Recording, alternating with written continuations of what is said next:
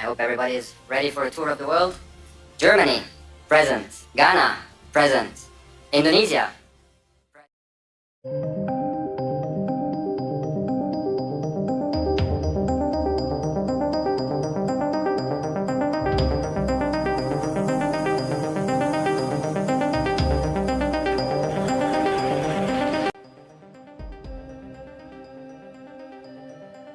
Indonesia ronde keempat kualifikasi Piala Dunia 2026 zona Asia. Antara timnas Indonesia melawan Irak di Stadion King Abdullah Sports City Jeddah berjalan dalam suasana yang syarat tekanan dan harapan besar bagi Indonesia.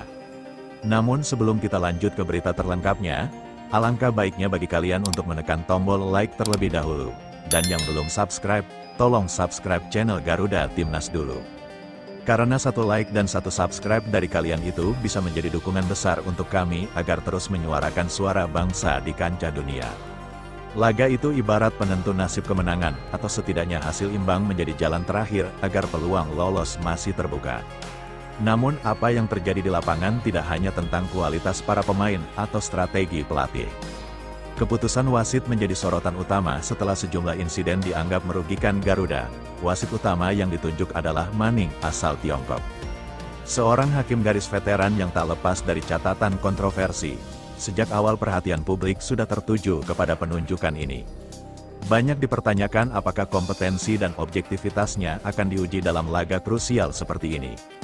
Sebelum memimpin laga Indonesia versus Irak, Manning sudah memiliki jejak kontroversi di beberapa pertandingan internasional dan nasional.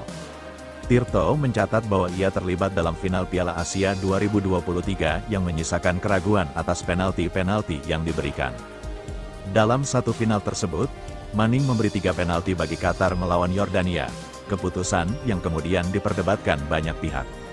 Lebih jauh lagi, Manning pernah memimpin pertandingan domestik Tiongkok yang memunculkan kontroversi kartu merah dan keputusan wasit yang dianggap ekstrim. Dia juga pernah memimpin satu pertandingan Indonesia di kualifikasi masa lalu ketika Indonesia menghadapi Thailand di Stadion Gelora Bung Karno.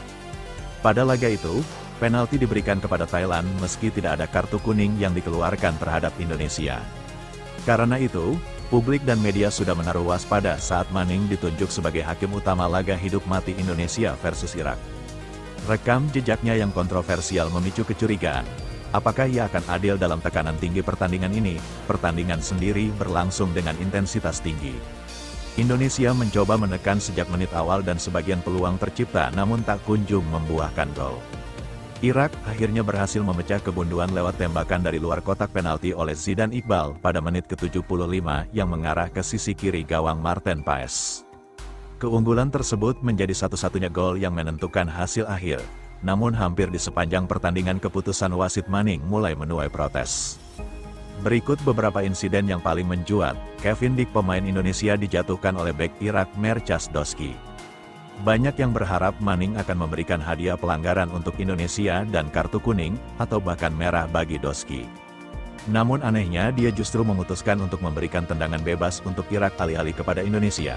Keputusan ini dianggap merugikan luar biasa dan mengundang kritik tajam. Pada waktu tambahan, Zaid Tahsin melanggar Miliano Jonathan di dalam kotak penalti. Banyak pihak menilai bahwa ini adalah pelanggaran yang layak mendapat penalti.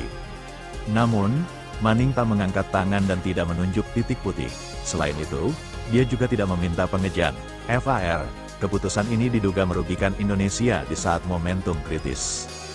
Wasit akhirnya mengeluarkan kartu kuning kedua kepada Zaid Tahsin di menit injury time sehingga Irak harus bermain dengan 10 orang. Tapi keputusan ini dianggap terlambat. Banyak yang bertanya mengapa kartu kuning pertama tidak dikeluarkan lebih awal ketika pelanggaran sudah terjadi sebelumnya. Keputusan lambat ini menimbulkan persepsi bahwa konsistensi penerapan aturan lemah di era sepak bola modern dengan teknologi bantu wasit. Banyak kasus kontroversial bisa diselesaikan atau dikoreksi lewat video, namun dalam laga ini, Manning tidak mengecek VAR dalam insiden di area penalti yang diproks yang tentu makin memperburuk persepsi publik bahwa keputusan wasit tidak berdasar dan cenderung berat sebelah. Semua insiden di atas berkembang menjadi bahan perdebatan usai pertandingan. Banyak pengamat, media, dan supporter mengkritik bahwa performa wasit menjadi faktor penentu dalam kekalahan Indonesia.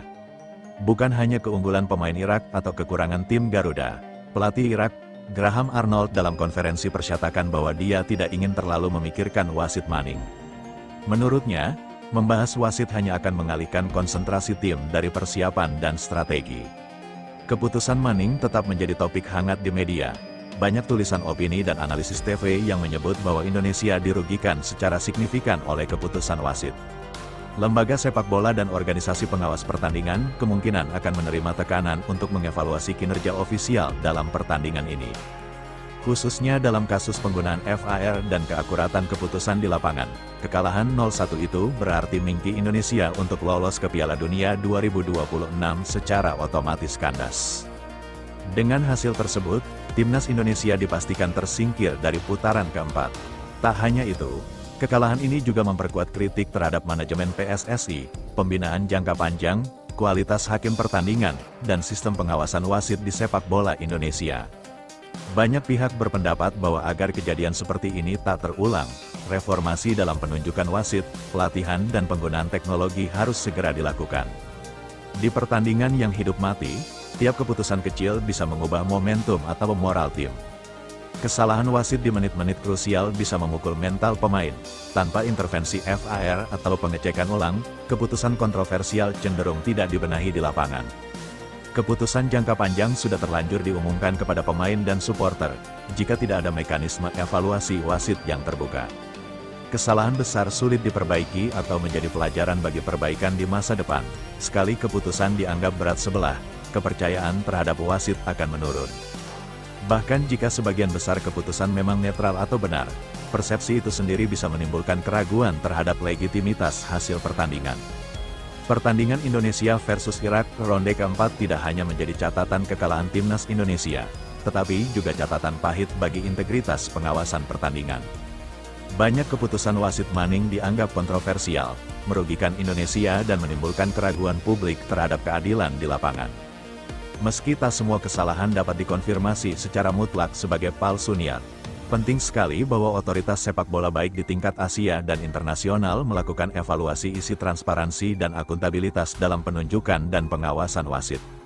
Bagi publik, supporter, pemain dan manajemen, kejadian ini adalah pengingat bahwa sistem pertandingan harus terus diperbaiki.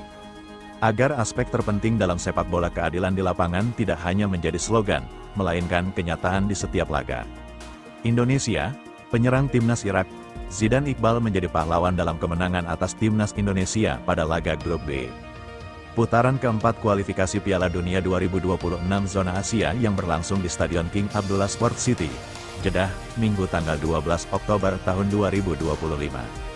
Masuk sebagai pemain pengganti di awal babak kedua, ia berhasil membawa timnya menang 1-0 dan menjaga peluang lolos ke putaran final. Zidane Iqbal masuk bersamaan dengan Yus Amin setelah jeda turun minum. Keduanya menggantikan Kevin Yacob dan Serko Karim Gubari. Pelatih Graham Arnold, setelah tim asuhannya kesulitan mengembangkan permainan dan cenderung berada di bawah tekanan sepanjang babak pertama. Keputusannya terbukti sebagai solusi bagi timnya. Masuknya mereka dan beberapa pemain lain selanjutnya membuat Irak mampu bermain lebih rapi dengan serangan yang lebih berbahaya. Hasilnya tercipta gol Zidane Iqbal. Setelah menerima umpan Sari Yusuf Amin, dia melihat liuk di kotak penalti dan sulit dihadang. Kelvin Verdong yang mencoba menutup pergerakannya gagal. Bola sepakannya yang mengarah ke sudut kiri bawah gawang Marlen PS tidak bisa dihalau.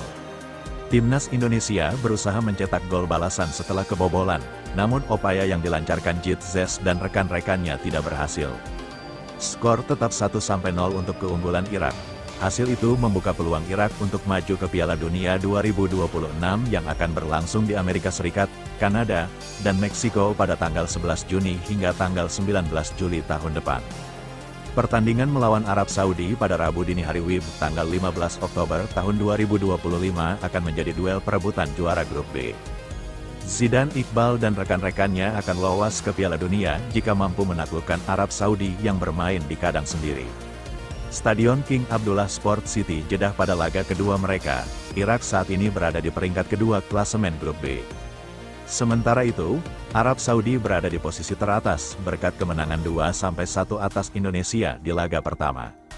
Nantinya tim pemenang akan langsung lolos ke Piala Dunia dan yang kalah akan berada di peringkat kedua sehingga maju ke babak kelima atau playoff.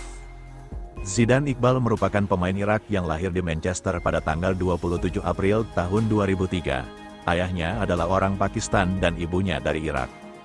Dia menimba ilmu sepak bola di Manchester United sejak usianya 8 tahun. Sebelumnya ia menimba ilmu sepak bola di AS United selama 5 tahun 2007 hingga 2012. Merintis karir di Manchester United, Iqbal mencatat debu di tim utama Setan Merah pada Desember tahun 2021 saat usianya 18 tahun. Penampilan perdananya itu terjadi di babak penyisihan grup Liga Champions pada Desember tahun 2021. Dia masuk sebagai pemain pengganti Jesse Lingard pada menit ke-89 ketika tim bermain imbang 1-1 melawan Young Boys pada Kamis dini hari WIB tanggal 9 Desember tahun 2021. Meski diturunkan di akhir laga, Iqbal yang mengenakan nomor punggung 73 menjadi sorotan. Iqbal mencatat rekor sebagai pemain Irak pertama yang membela Manchester United. Selain itu, dia merupakan pemain Inggris kelahiran Asia Selatan pertama yang tampil bersamamu di Liga Champions. Rasanya luar biasa, saya telah bekerja selama ini untuk mendapatkan kesempatan ini, ujar Iqbal kepada MUTV.